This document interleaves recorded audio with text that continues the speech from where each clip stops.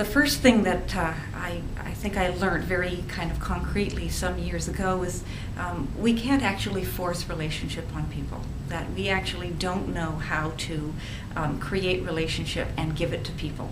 And so what we need to do is the next best thing, which is think about how do we create, develop, and encourage the opportunities in which relationship is more likely to happen.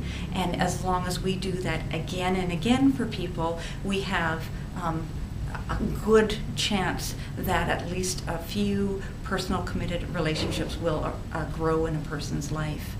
So in order to do that, over trying many, many things time and time again, what I've kind of come down to is that there are four main pillars that we have to think about. I call that building a context for relationships. So that context has four parts to it.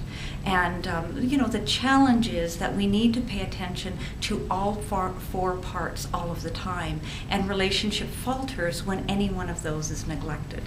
So those four parts, just very briefly, are first of all, we need to make sure that people are present in community spaces, in the community spaces that are the good places in our community, the libraries and universities and bookshops and community centers and places where clubs gather. So the places in our community that people enjoy being in. And we have to look at those and use those as the grounds in which relationships will arise. And then secondly, we have to think about people's presence in those places. And we have to ensure that people are present in those places on a regular, intense, and frequent basis. And so often what happens is that people are assisted to be out and about in their community, but in a very spontaneous and haphazard way. So they're skipping along doing this and that, and there's no pattern to their days and times.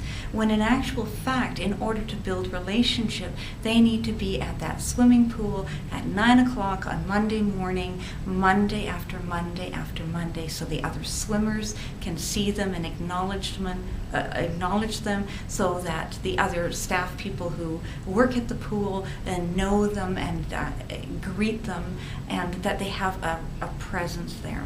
And we need to find many parts in people's lives where that routine happens again and again.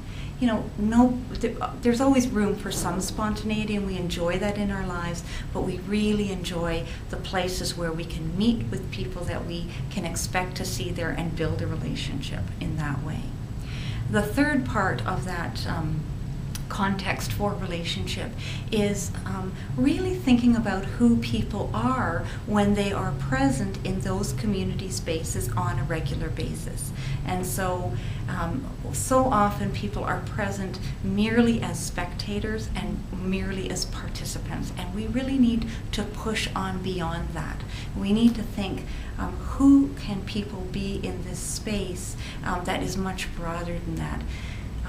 The way I like to think about it is that people have to be present in their community, holding roles rather than just doing activities. So one example would be rather than somebody painting and going and taking a painting class for an hour every week, I like to think of somebody perhaps as an artist. And as an artist, they're present in many community spaces on a regular and frequent basis. So yes, indeed, they might take a painting class, but they also might have a painting mentor to paint one-on-one with. They might go to an open studio gallery and do their painting there. They might be going to look at places that would accept their art and show their art. They might be going and volunteering at a public gallery of some kind. And in almost every one of those opportunities, there are other people there who share their passion and their interest, and so the opportunity for relationship is again increased. And then the fourth part of that context for relationship is having people available, people present who share their passion and who share their interest, and for whom the disability is not the first concern. And in particular, although people certainly have friends and other family members who may have a disability, when you're being very proactive around bringing relationship into people's lives, you are looking for people who don't have a disability, who really can take on that strong safeguarding role and be present in people's lives and don't have to wait for support to be there for someone.